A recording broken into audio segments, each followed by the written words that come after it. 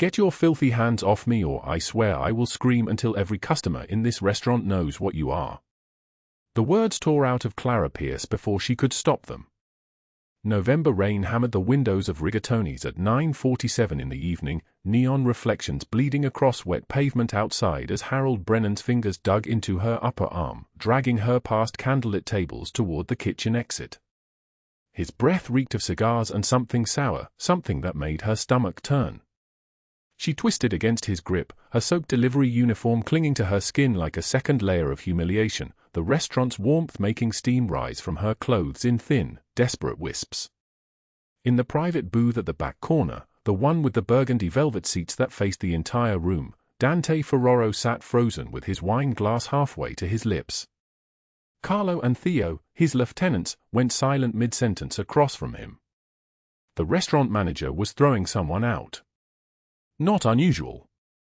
Men like Harold Brennan threw people out every single day, people like Clara who did not matter, who existed only to serve and disappear. But then Dante saw her face under the hanging Edison bulbs. That woman. The maid from his mansion. The one who caught Emma. His entire body went rigid as though someone had turned him to stone. 8 months ago, his 7-year-old daughter had fallen from the garden wall. 3 meters. The ground was concrete below. The doctors said that if she had struck her head even 2 centimeters to the left, she would not have survived. But Clara had been there, scrubbing the fountain steps in her black and white uniform, invisible as she always was, and she had caught Emma against her chest and screamed for help so loud that every servant in the mansion came running. Dante had never thanked her. Men like him did not thank people like her. She was staff. She was invisible. She had simply done what invisible people do, her job. Until this moment. Harold Brennan shoved Clara hard enough that she stumbled, her right shoulder hitting the doorframe with a crack that echoed through the kitchen entrance. Pain flashed across her face, but she did not cry out. She pressed her lips together, turned her head away, tried to protect what little dignity she had left. Something in Dante's chest cracked open like a fault line splitting the earth. The city's most feared man, the one whose name whispered in dark corners made grown men tremble, sat absolutely still for 3 seconds. Then he looked at Carlo. Carlo already knew.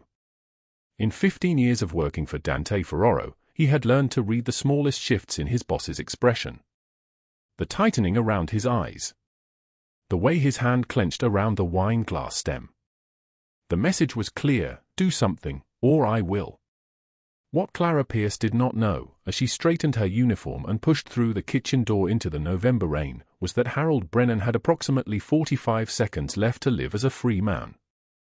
The word Dante would whisper to Carlo before the appetizers even arrived would set something in motion that could not be stopped, would not be mercy, and would teach every predator in New York that some lines, once crossed, could never be walked back. But that rewind could wait. Before we continue, drop a like if this story hits you. Share it with someone who needs to hear it, and subscribe so you don't miss what is coming tomorrow. Now, let us go back to the beginning, 8 months earlier, to understand how a woman with nothing left could end up in the worst position imaginable. The service entrance of the Ferraro mansion stood at the north side of the building, where the wealthy never went, where deliveries arrived and housekeeping disappeared into walls. Clara Pierce pushed through the door at 7:42 in the morning on a cold March day, her black and white uniform already crisp, her dark hair pulled back so tight it ached. She was 28 years old, but her eyes carried the weight of someone who had lived decades longer. In her jacket pocket was a photograph no bigger than her palm, wrapped in plastic because the paper had started to curl. Her late husband, James. Taken 5 years ago on their wedding day, before the cancer took him, before medical bills turned into foreclosure notices, before she had to choose between feeding her younger brother Marcus or paying the electricity bill. The choice had been easy. She had chosen Marcus. She always chose Marcus. And James's photograph was the only thing left from that marriage, from that life, from the person she used to be. The Ferraro mansion was not a house. It was a statement. 42 rooms. Italian marble. Crystal chandeliers that cost more than Clara's entire yearly salary. She was hired to clean the third and fourth floors, to dust and scrub and vanish when the family walked past, to exist in the margins where no one had to look at her. This suited her perfectly. For 8 months, Clara did her job in silence. She learned which rooms were occupied on which days. She learned to move like a ghost, like a shadow, like something that was not quite real. The children, Dante's 2 daughters, did not acknowledge her. His business associates certainly did not. Even the head housekeeper barely spoke to her beyond assignment lists and schedule changes. Only once did something shift. It happened on a Tuesday in August, during the heat of late summer when the mansion was so hot the marble floors burned under her bare feet where she knelt to polish them. She was on the 3rd floor landing, near the room where the youngest child, Emma, slept. The window was open. The door to her room was open.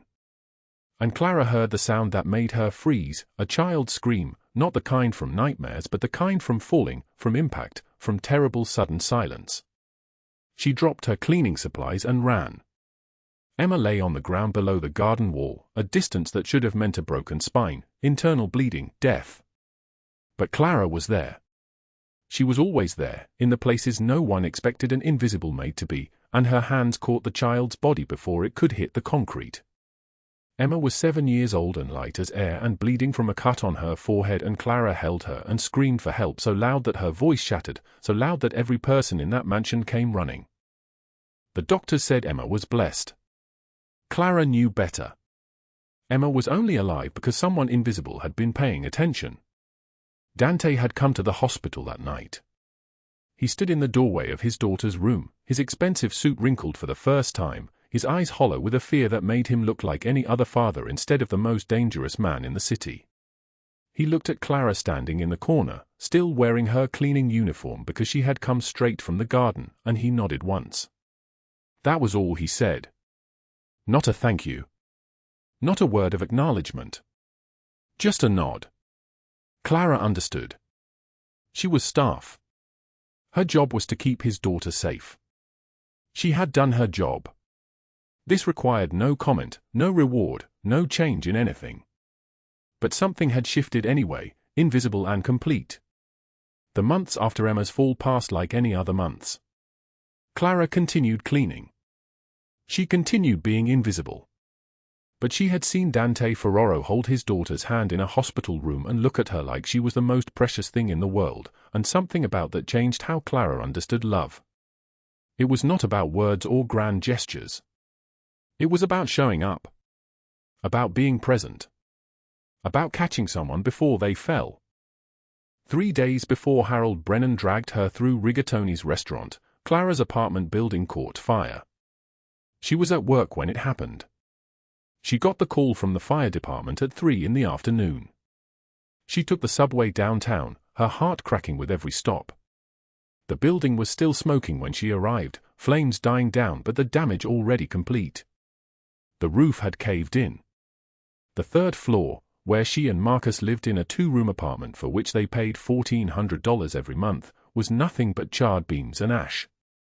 A firefighter led her outside to where Marcus was waiting with a social worker. Her 16-year-old brother. Her responsibility. His clothes were borrowed from the Red Cross. His shoes did not match. He was trying not to cry. Everything they owned was gone. Jane's photograph was in her jacket pocket in her locker at the Ferraro mansion, 12 miles away.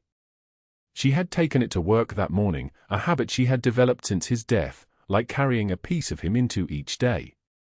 Without that photograph, she had nothing. No proof he had existed. No proof she had ever been loved. That evening, Clara knelt outside the blackened remains of her apartment building in the November rain. The social worker had left. Marcus was in temporary foster care, placed with a family across town. The foster system would not allow her to stay with him because she was 28 and unmarried and technically a stranger, the sister who had raised him but had no legal claim. In her wallet was $5 and a social security card and the name of a homeless shelter that had a bed available but only for one person. She knelt in the rain and held the ruin of everything and asked God why he kept taking things from her, and God, as usual, did not answer. What Clara did not know was that from her position on the wet pavement, looking at a building that no longer sheltered her, she was exactly 32 hours away from walking through the doors of Rigatone's restaurant as a delivery driver for the restaurant's catering service. She was exactly 32 hours away from crossing paths with a predator who had been hunting for someone exactly like her, someone with nothing left to lose, someone desperate, someone he could threaten into submission. And she was exactly 32 hours away from becoming the reason that Dante Ferraro would reshape the entire power structure of New York City's underworld. But first, she had to survive the night. The November wind cut through her soaked clothes like a blade wrapped in ice as Clara walked toward the homeless shelter on 43rd Street. Her shoes squelched with water. Her teeth chattered. Her mind moved in circles, going nowhere. Marcus was safe. That was what mattered. The foster family was decent.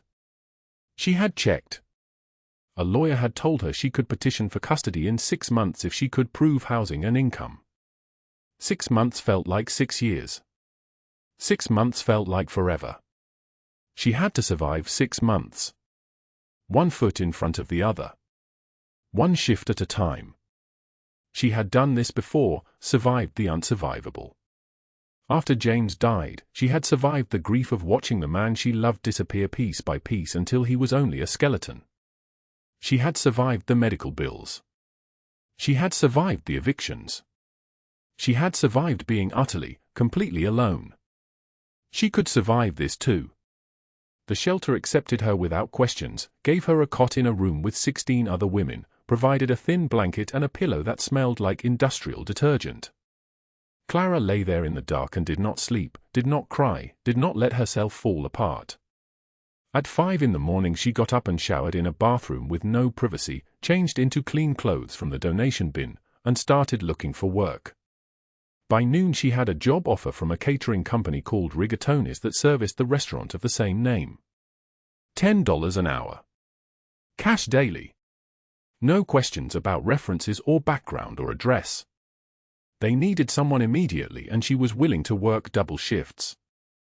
By for that afternoon, Clara was wearing the company uniform, black slacks, white button-down, black apron, and being trained on delivery routes by a manager named Harold Brennan. Harold Brennan was a man of 53 who had built a reputation for crushing people who could not fight back. He was the restaurant's manager, but he also owned the building the restaurant occupied, and he rented units upstairs to tenants he could control. He had a talent for finding desperate people and making them more desperate. He had a system: identify the vulnerable, file false violations, threaten eviction, demand payment they could not afford, accept sexual favors or labor or simple submission as alternative compensation. He had been doing this for 16 years. No one had ever stopped him. When Harold looked at Clara Pierce with her desperate eyes and her too thin frame and her trembling hands, he saw exactly what he needed. He smiled in a way that made the other delivery drivers back away. That evening, as Clara delivered her first order to her apartment on 5th Avenue, Harold texted her address. He had found her information somehow. He had found where she was staying, the shelter on 43rd. He sent a single message: "You owe me rent at the building. $65,000. 10 days. Or we discuss other arrangements." Clara stared at the text for a long time, standing in a stranger's doorway, holding a tray of food worth more than she made in a week. She had nowhere to run. She had no one to call. She had $5 in her wallet and 1 borrowed pair of shoes and a photograph of a dead man. And she had 8 months until she could be reunited with her brother. She typed back, "I don't understand." Harold responded immediately, "Building fire. Insurance claim in your name. You're responsible. 10 days. $65,000. It was a lie. There was no claim in her name. Harold had simply decided he wanted $65,000 from a woman who had nothing, and he was going to make that his truth. Clara did not type back. She delivered her food and returned to the shelter and lay in the dark and understood that she had just met the second worst thing that would ever happen to her. She did not yet know that this second worst thing was going to bring her face to face with the most dangerous man in New York, that this collision between predator and protector would change everything, and that everything would change in the next 9 days in ways that neither of them could possibly imagine. But the rain kept falling outside. And Clara Pierce kept surviving. The third-floor hallway of the Ferraro mansion stretched for what felt like miles, all white marble and high windows that let in pale October light. Clara Pierce knelt on the cold stone, her knees already aching from 6 hours of scrubbing, her fingers raw from the bristles of her brush. The bucket of grey water sat beside her, leaving dark streaks across the floor she had already cleaned twice. She was invisible. That was the arrangement. Mrs. Chen had made it clear on her first day 8 months ago, you do not speak unless spoken to, you do not make eye contact, you are furniture. Clara had nodded then and she nodded now, keeping her head down as footsteps approached from the direction of the study. The footsteps stopped. She could feel him there, could sense the presence of Dante Ferraro the way a small animal senses a predator, not through sight but through something deeper, something primal. His handmade Italian shoes were impossibly close to her scrub brush. She did not look up. The footsteps resumed, moving past her down the hallway, the soft sound of his footfalls fading like a threat withdrawn. She exhaled without realizing she had been holding her breath. This was her life now. $400 a week in cash, paid in an envelope every Friday, no questions, no paperwork. Mrs. Chen handled everything. Clara arrived at 5:30 in the morning when the house was still dark, and she left after 7 at night when Dante Ferraro had finished his dinner and the kitchen staff had cleaned the last plate. She scrubbed. She polished. She disappeared into the walls of this mansion like a ghost in a black and white uniform, cheap shoes that wore through at the heels, her dark hair always pinned back so tightly it pulled at her scalp. The money kept Emma and Tommy in their apartment on the Lower East Side, the one with the heating that worked some months and not others, the one with a landlord named Harold Brennan who always looked at Clara like she owed him something more than rent. It kept food on the table, though not much of it. It paid for Emma's school uniform and Tommy's winter coat, the one from last year that was already getting too small. She had been married once. There was a photograph in her pocket, water-damaged and worn soft from handling, taken in a courthouse 15 years ago when she was 22 years old and her husband David was wearing a borrowed suit that hung too loose on his shoulders. He had been kind. He had wanted children. He had gotten hit by a delivery truck on a Tuesday morning and died on the sidewalk while people walked around him checking their phones. That was 8 years ago now.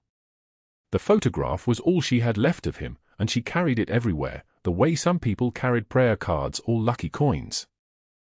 The apartment on the Lower East Side was supposed to be temporary. 2 years, she had told herself when she first took it with David, just while we save for something better. Then he died. Then the rent went up. Then she was taking in ironing and cleaning houses and working doubles at a diner on 10th Avenue, and the temporary had become permanent, had become a life of such concentrated survival that some days she forgot there were other ways to live. Emma was 7 now. She had dark curls and her father's serious eyes and a way of sitting very still that broke Clara's heart because it meant the child had learned early that quiet children attracted less trouble. Tommy was 5 and louder, still young enough to believe that good things happened to people who deserved them. Clara worked so they could go to school. She worked so they could have shoes. She worked so they would not end up like her, invisible and desperate and alone. 8 months of scrubbing the Ferraro mansion had become its own kind of rhythm. She learned that Dante's daughter Emma, the name hit her like a small knife every time she heard it, like the universe was reminding her of a private grief she would never speak aloud, left for private school at 7:30 in the morning. Clara would see her in the marble foyer sometimes, a child with her father's dark coloring and sharp features, always in an expensive uniform, always moving with the kind of confidence that came from knowing the world was arranged for your benefit. The girl never looked at Clara either. Dante himself was more myth than man. She heard the other staff whisper about him, Ferraro family, old money, older secrets, the kind of name that made police captains return phone calls at midnight. He moved through his own house like a general surveying a battlefield, each step deliberate, each movement economical. His suits cost more than Clara made in a month. His watch was silver and gold, visible sometimes when he gestured, and it probably cost more than her entire apartment deposit.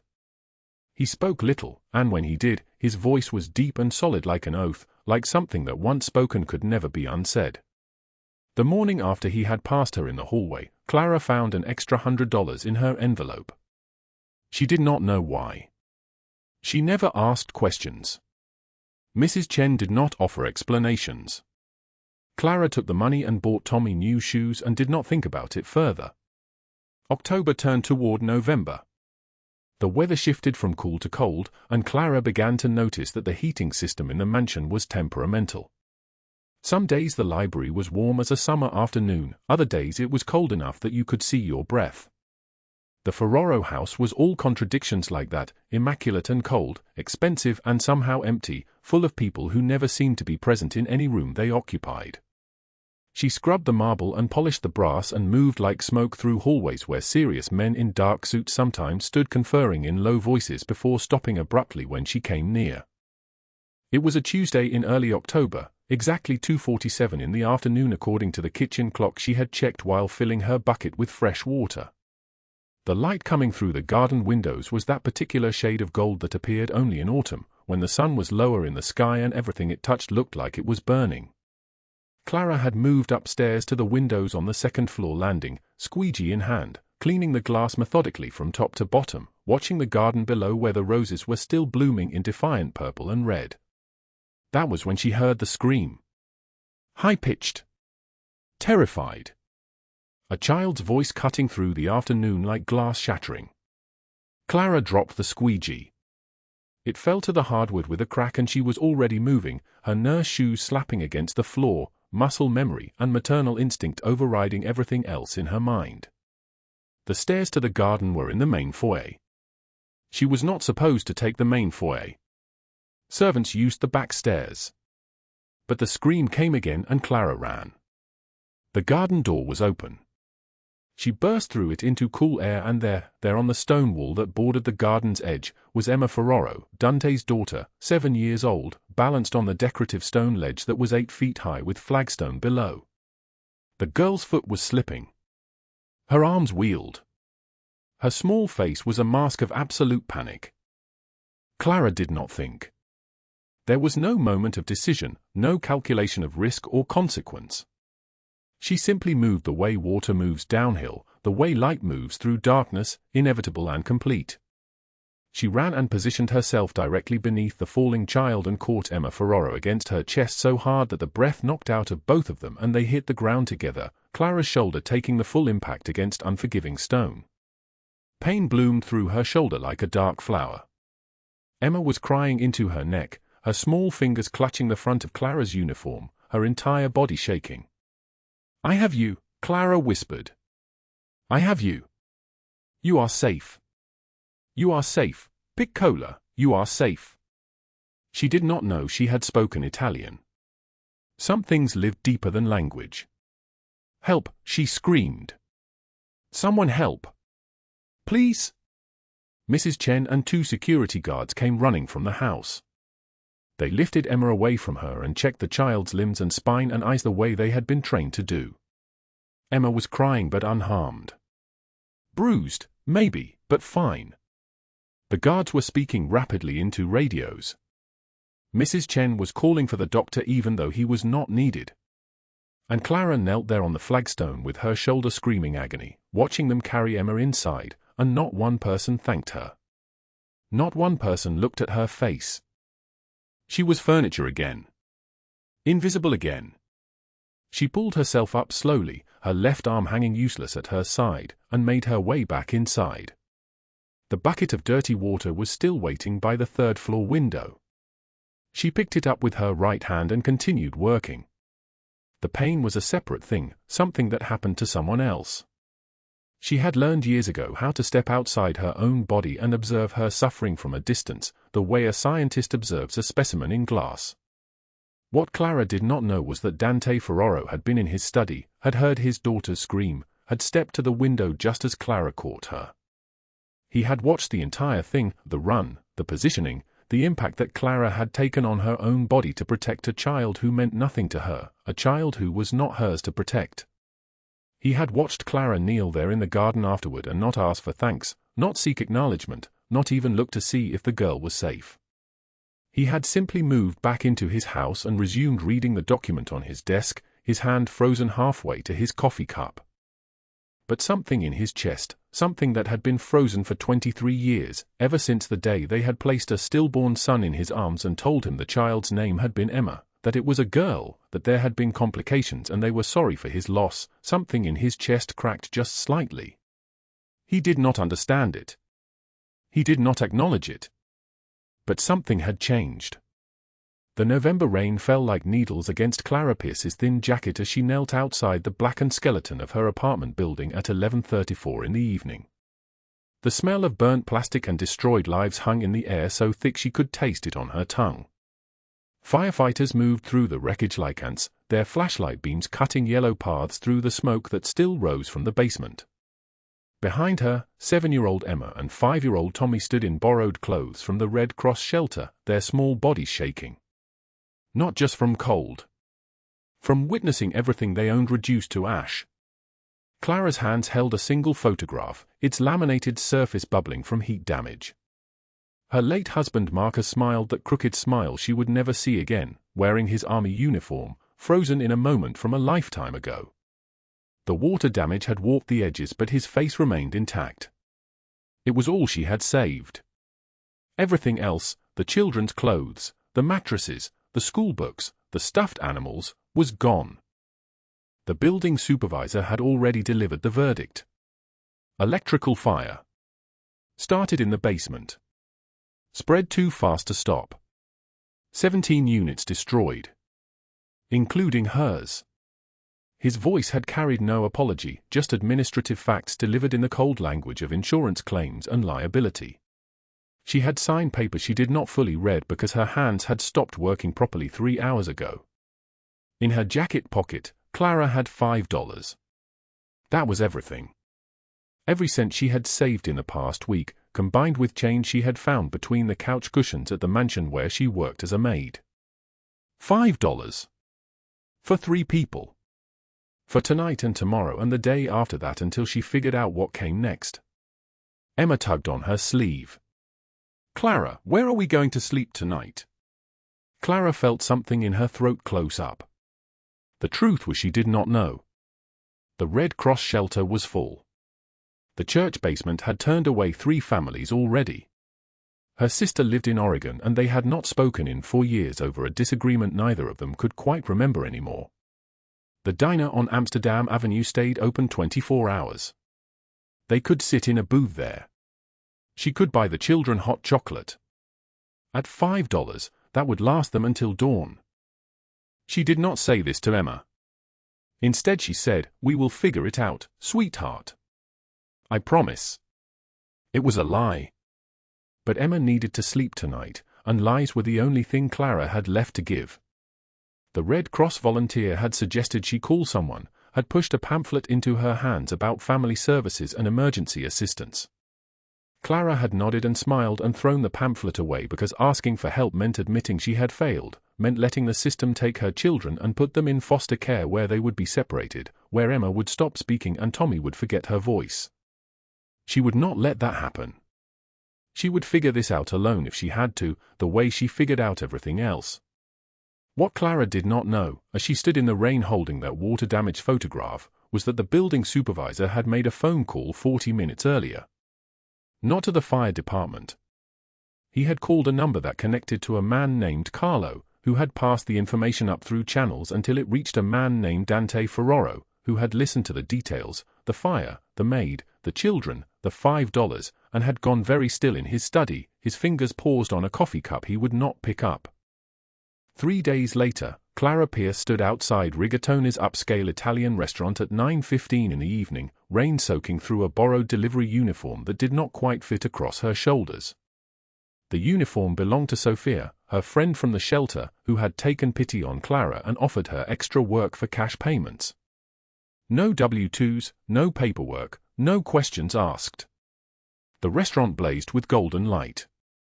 Through the windows, Clara could see candlelit tables, couples in expensive clothes, waiters gliding between tables like dancers. This was a world that had nothing to do with her.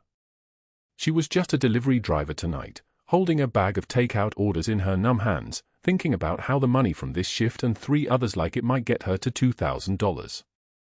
$2,000. That was still $63,000 short of what Harold Brennan demanded. $63,000 short of keeping her children. She had seen the notice in her mailbox 5 months ago. Code violations. Structural assessments. Electrical upgrades. The numbers had climbed week after week, each notice more official than the last, each one bearing Harold Brennan's signature.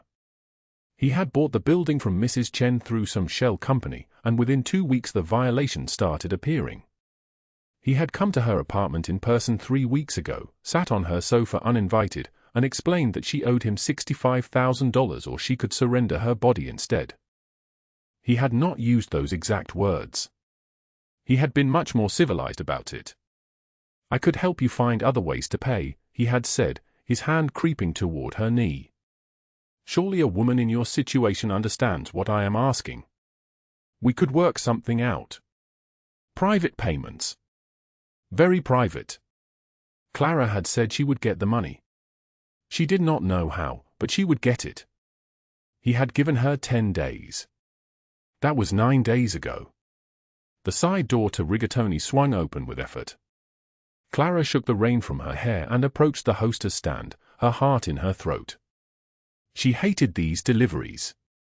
The customers here tipped well enough, but there was something about the restaurant that made her feel small, as if the air itself was judging her for existing in the same space. Harold Brennan emerged from the kitchen before she reached the counter. He wore chef whites over an expensive shirt, his salt and pepper hair slicked back, his smile predatory. When he saw Clara, his entire face changed, became something with teeth. "Well, well, well," he said, loud enough that 2 nearby tables glanced over. "If it is not my favorite tenant. How are those apartment conditions treating you?" Clara's face went white. "Mr. Brennan, I am just here to deliver food." "I am not." $65,000, Clara. 7 days left now. "You have my money yet?" His hand shot out and grabbed her upper arm, fingers digging in hard enough that she knew there would be bruises tomorrow. The pain was sharp and immediate. "Or are you ready to discuss those alternative payment arrangements I mentioned?" "Let go of me." "I do not think so. You owe me, and I always collect." He started dragging her toward the kitchen exit, past the candlelit tables, past couples eating saltimbocca and drinking Chianti like the world was still a place where people got happy endings. Clara's voice rose, trembling like a candle in the wind. "Get your filthy hands off me or I swear I will scream until every customer in this restaurant knows what you are." In the back booth, the one reserved every Tuesday and Thursday night, Dante Ferraro's hand froze midair. He had been reaching for his wine glass when Harold Brennan emerged from the kitchen. Something had flickered in recognition. Now, watching the scene unfold across the dining room, every muscle in his body went rigid. Carlo and Theo stopped talking mid-sentence. They followed their boss's gaze and saw what he saw, Harold Brennan shoving a woman hard enough that her shoulder hit the doorframe. The woman was small, dark-haired, wearing a soaked delivery uniform. She was familiar in a way that made Carlo's stomach drop. Dante's wine glass cracked. Just cracked. A hairline fracture spreading across the red wine, dripping onto the white tablecloth. He knew that woman. He had watched her for 8 months without her knowing it, had seen her move through his house like a ghost, had observed the careful invisible way she scrubbed his floors while his household moved around her without acknowledgement. She was the one who had caught Emma. The one who had fallen with his daughter and taken the impact on her own body to protect a child who was not hers to protect. And Harold Brennan had his hands on her? Dante stood in one fluid motion. Carlo and Theo recognized the gesture. They had worked for Dante Ferraro for 15 years and they had never seen that particular expression on his face, not rage exactly, something colder, something final. Something that made the restaurant temperature seem to drop 10 degrees. Dante crossed the dining room in 8 measured strides. His handmade shoes were silent on the hardwood. Harold was still gripping Clara's arm, his mouth close to her ear, whispering something that made her face go completely grey. "Mr. Brennan." Dante's voice cut through the restaurant noise like a blade through silk. Harold spun around, still gripping Clara's arm, and his face shifted through three expressions in rapid succession. Predatory confidence. Confused recognition. Creeping terror. Mr. Ferraro, this is a business matter, a tenant dispute. I did not realize she was connected to you. Let her go. Sir, please, I can explain. 3 seconds, Dante said, his voice like an oath. Remove your hands or I remove them for you. Harold released Clara like she had caught fire.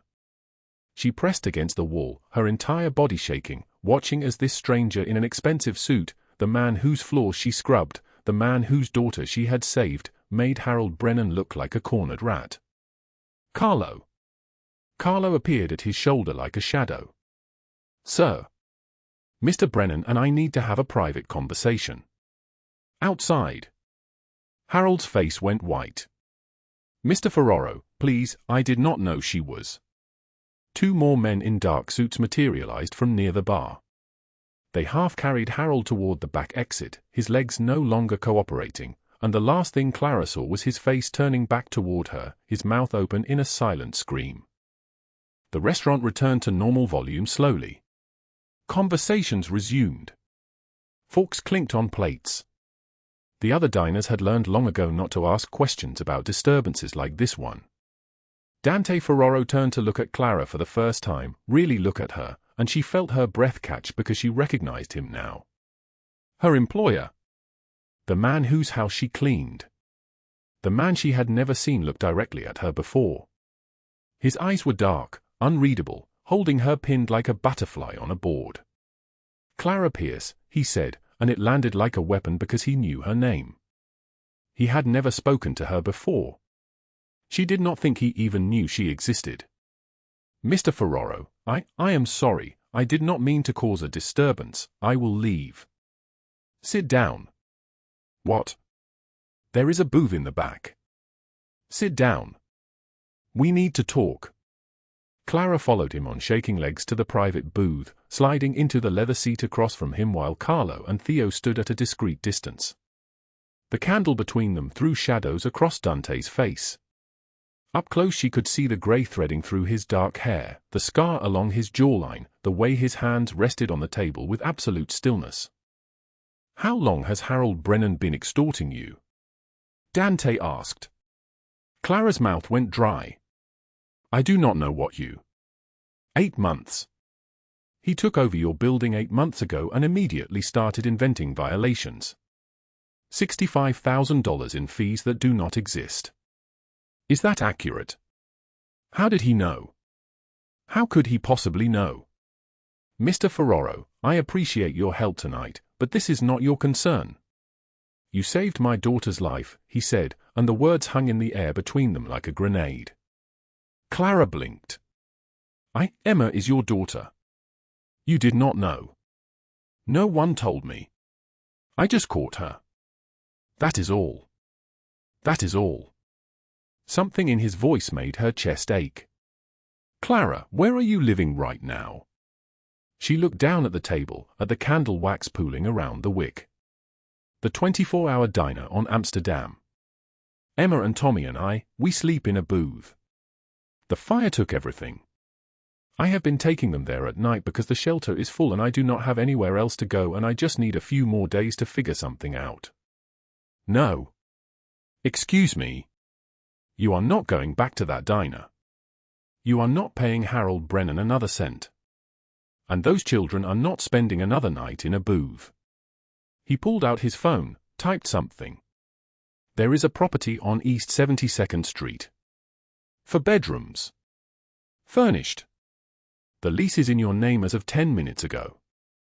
Clara felt dizzy. Mr. Ferraro, I cannot accept. It is not a gift. It is compensation for saving Emma's life. Non-negotiable.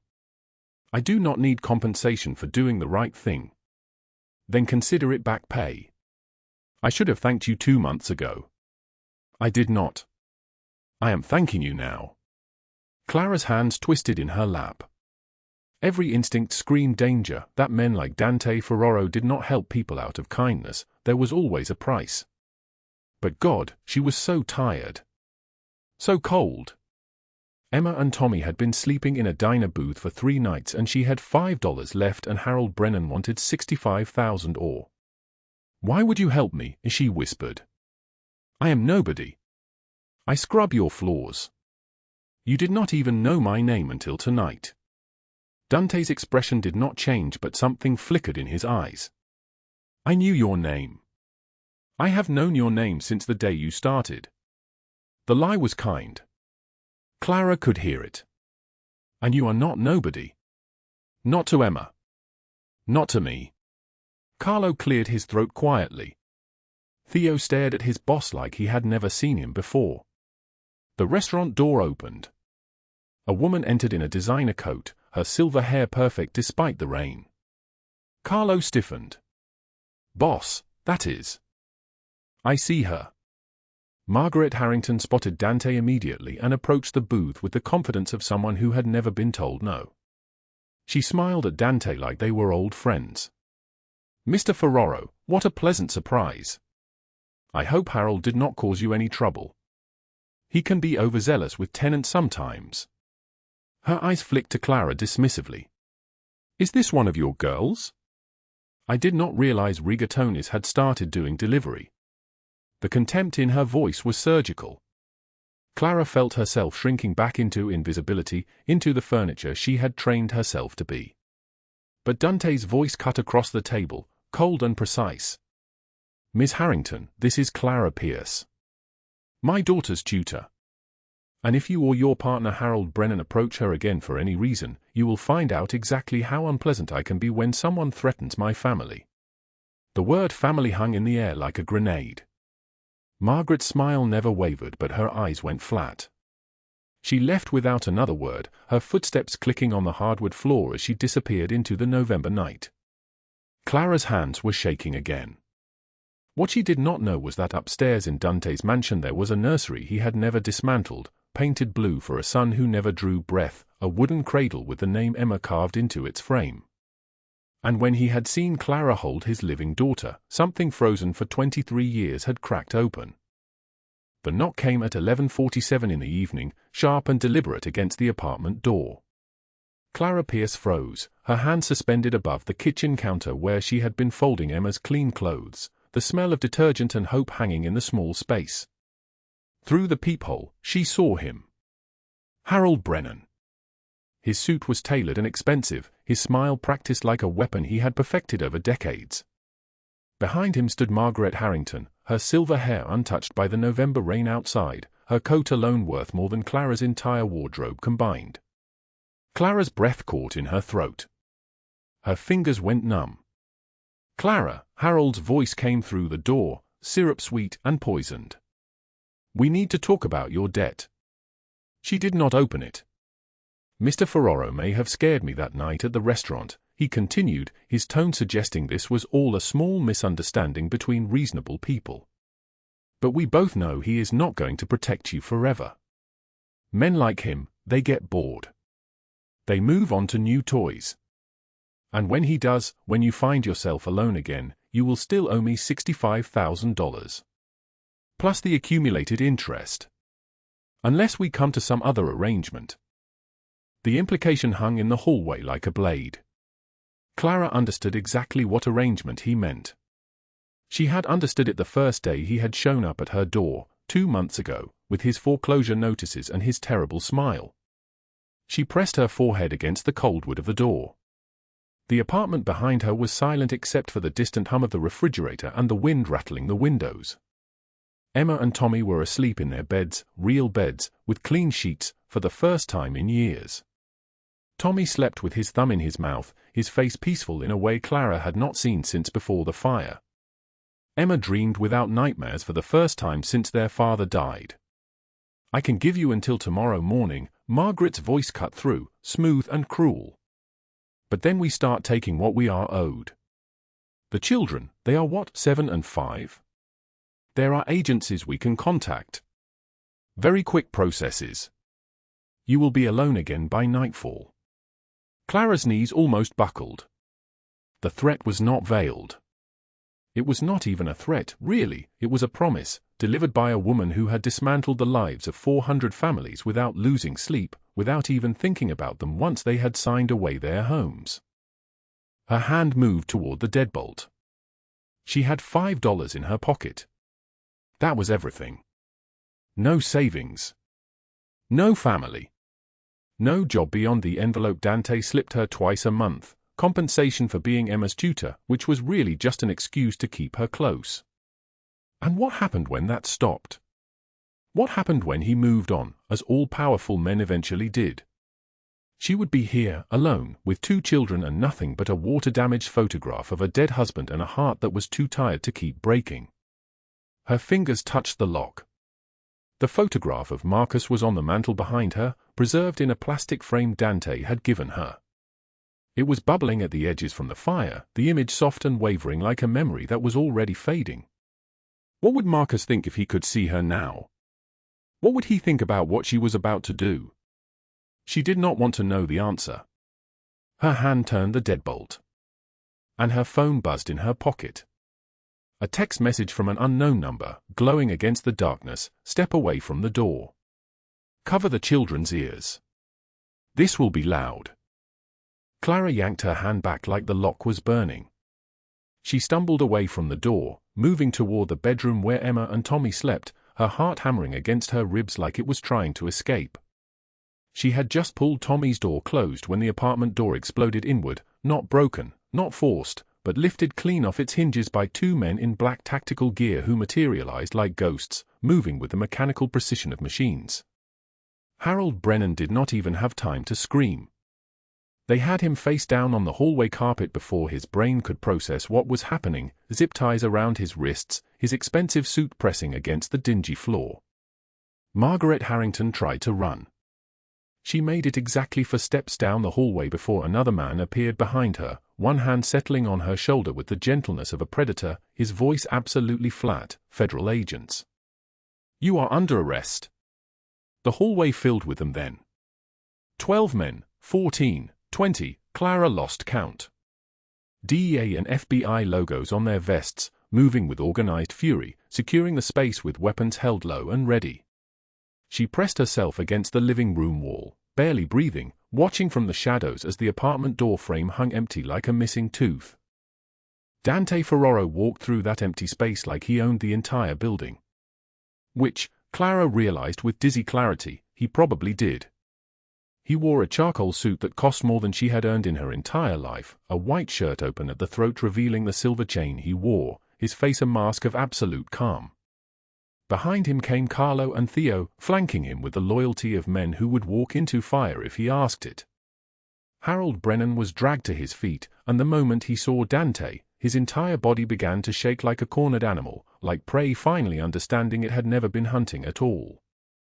Please, please, Mr. Ferraro, Harold gasped, his voice cracking with genuine terror. I did not know, I swear on my children, I did not know she was under your protection, I would never have come. Please, I have a family, I have 3 children and a wife.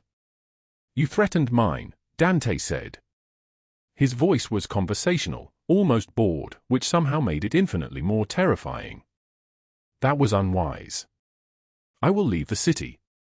I will disappear right now, tonight, you will never see me again, I promise you, I swear on God. You are right about that. Dante nodded to Carlo, who handed a folder to one of the federal agents. Inside you will find 8 years of financial records. Tax evasion. Wire fraud. Racketeering. Money laundering through your shell companies. Mr. Brennan has been very, very busy stealing from people who could not afford to lose anything. Harold collapsed to his knees, actually sobbing now, his composure shattering like glass. No, no. Please, I will give you anything, anything at all, name your price. But Dante had already turned away, dismissing him like he was invisible. Like he was furniture. The way Clara herself had been invisible for so long. Margaret Harrington tried a different approach. She straightened her coat, lifted her chin, tried to summon the armor of privilege and power that had protected her for so long. My lawyers will have me released within the hour, she said, her voice steady. You have no idea who you are dealing with. Dante smiled, and it was the coldest thing Clara had ever seen. Your lawyers are currently being arrested in their offices downtown. The Bronx, Manhattan, Brooklyn. All of them, simultaneously. He moved closer to her, his voice never rising above conversational. Your assets have been frozen as of 6:37 this evening. The IRS has very interesting questions about your offshore accounts in the Cayman Islands and Switzerland. And the New York Times, the Washington Post, and every major news outlet in the country has a very detailed story running in tomorrow morning's edition about your involvement in a housing extortion scheme that displaced over 400 families from their homes. The color drained from Margaret's face, her carefully maintained composure finally cracking. You cannot do this, she whispered. I already did. Federal prison, 40 years minimum. Too quick, too easy, too merciful for what you deserve, but the system has its limitations. They dragged her toward the elevator, and her voice finally shattered completely, rising to a shriek that echoed through the hallway. You do not know who I am. You cannot do this to me. I will destroy you. I will. The elevator doors closed on her, screaming, swallowing her threats into silence. Clara stood in her living room surrounded by federal agents and shattered wood and the smell of gun oil and expensive cologne, and she could not breathe. Could not think. Could not understand what she was watching, except that it was justice arriving at 11:47 in the evening in the form of a man in a charcoal suit who had decided that her life mattered. Dante turned to her, his expression shifting from winter to something almost gentle. Are you hurt? He asked. She shook her head, mute. The children. Asleep. They slept through everything. Good. He gestured to Carlo, who produced a check from his jacket and laid it carefully on the kitchen counter. Clara did not look at it. Could not. Her eyes were fixed on Dante's face, searching for something she could not name. What is that? She whispered. $65,000. The amount Brennan claimed you owed him. It is yours now. Restitution for every threat, every sleepless night, every moment you thought you might lose your children. But I did not actually owe. I know. Consider it a beginning. He gestured again, and Carlo placed another document beside the check. Education fund. For Emma and Tommy. $25,000 each, held in trust until they are 18. Clara finally looked at the check. The number swam in front of her eyes. $265,000. The handwriting was precise and cold, signed by Dante Ferraro in ink that looked like it cost more than her rent. Mr. Ferraro, I cannot possibly. Yes, you can. And you will. He moved toward the shattered doorway, the men in black parting like water before him, then paused. The door will be replaced by morning. New locks. Security system. My men will be in this building for the next month. No one will bother you again. No landlords. No threats. No one. He was leaving. Just like that. Clara's voice came out smaller than she wanted it to, fragile as tissue paper. Why are you doing this? Dante turned back, and for just a moment the carefully controlled mask slipped away and she saw something raw underneath, something that looked like old grief and new hope tangled so tightly together they could never be separated. Because 23 years ago I lost a child named Emma, and I spent every single day since then trying to forget that pain by building an empire that consumed everything it touched. And then you saved my daughter Emma, held her against your heart like she was the most precious thing in the world, and something frozen for 23 years cracked open inside my chest. Something that remembered what love felt like. What protection felt like. What it meant to choose to stay when the storm arrives. He was gone before she could respond, his men following like shadows, leaving Clara alone in her apartment with a check for more money than she had ever seen and the smell of gun oil fading into the November night. She picked up the photograph of Marcus from the mantel, the water-damaged image of the man she had loved and lost, and for the first time since the fire, she allowed herself to believe that the story was not over. That sometimes, when you held on long enough, when you stayed invisible and strong and true, the storm passed. And someone saw you. 6 months passed like pages turning in a book nobody was reading anymore. Clara Pierce remained in the apartment on East 72nd Street, the one Dante had secured for her that November night when the world still smelled like rain and gunpowder. She could have left. Could have taken the check for $70,000 and disappeared into a new life, a new city, a new name. Instead, she stayed and kept her job at the mansion, scrubbing floors 3 days a week because she refused to be a kept woman, refused to live on charity without earning her place in the carefully ordered world of the Ferraro household. But something had shifted in those 6 months, like a lock turning inside her chest. One morning in January, she arrived for her shift and found the nursery door standing open. The one at the end of the third-floor hallway that had always been locked, sealed shut like a tomb. The blue paint on the walls was gone now, replaced with fresh white. The carved cradle with the name Emma etched into its wood, the one she had glimpsed in the darkness months ago, had disappeared. Dante stood in the doorway, motionless, staring at the empty room like he was saying goodbye to a ghost. When he saw her, he did not look away. Did not pretend she was furniture, invisible, part of the decor. "I thought it was time," he said. His voice sounded like someone learning to speak after years of silence. 2 weeks later, his daughter Emma asked if Clara could sit with them at dinner instead of eating in the kitchen with the staff. The request was small, innocent, the kind of thing a 7-year-old might ask without understanding its weight. Dante allowed it. Encouraged it. And watching Clara teach his daughter long division at the dinner table, Emma's dark eyes focused, Clara's patient voice walking through the numbers, Marco whispered to the cook in the kitchen that he had never seen him like this. Not in 15 years.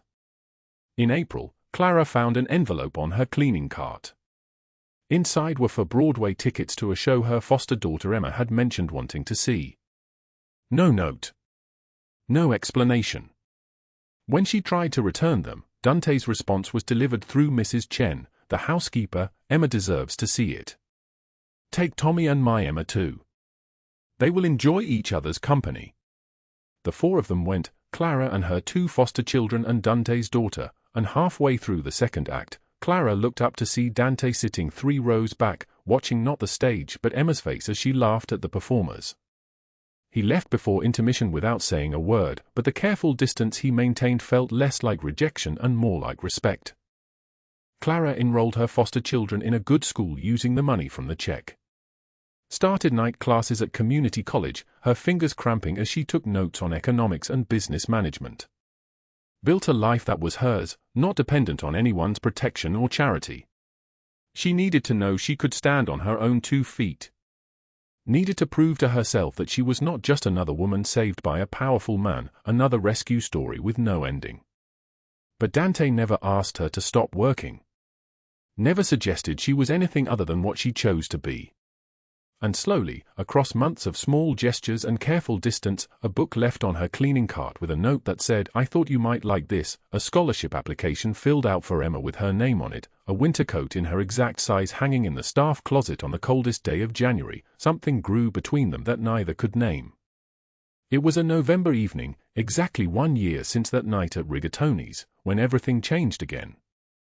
Clara finished her shift and walked to the garden where she had caught Emma that first day, the moment that had shattered her invisibility and made her visible to the only person who mattered. The air was cold, rain threatening but not yet falling, the sky the color of old bruises. Dante was waiting. He did not approach at first, kept a careful distance between them like he was afraid she might shatter if he moved too quickly. "Clara," he said, and even her name in his mouth sounded like a prayer. "I need to tell you something, and I need you to listen without interrupting." She nodded, her heart suddenly a wild animal throwing itself against her ribs. "When they told me my son was stillborn, I carved his name, Emma, into a cradle I had built with my own hands. Put that cradle in a nursery I could never bring myself to enter. For 23 years that room was a tomb.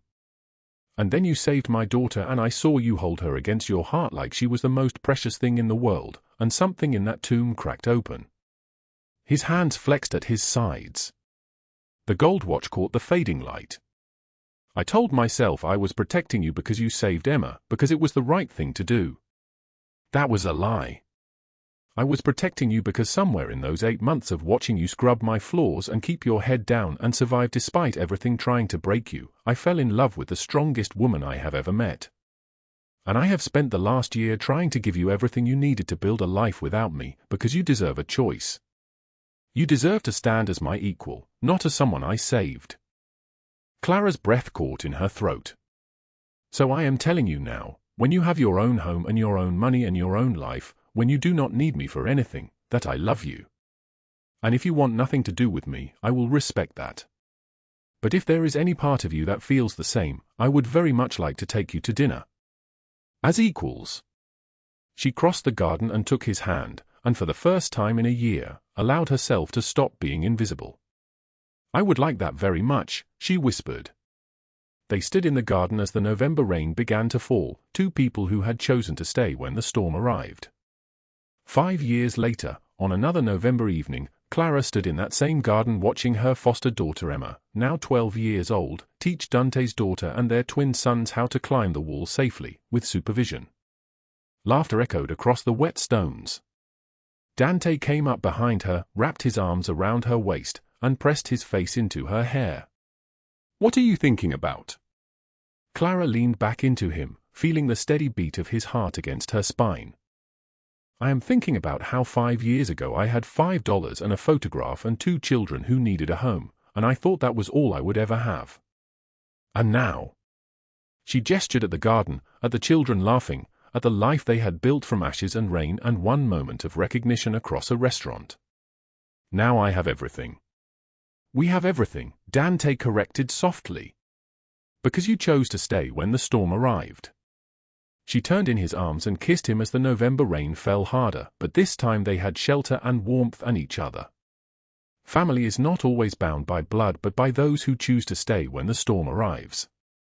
If this story moved your heart, drop a like right now and share it with someone who needs to hear it. Subscribe and turn on notifications because tomorrow we have another story that will absolutely wreck you in the best way. Comment below and tell me, would you have trusted Dante or run the other way? I want to hear your thoughts. And remember, sometimes the people who save us are the ones we never see coming. See you in the next one.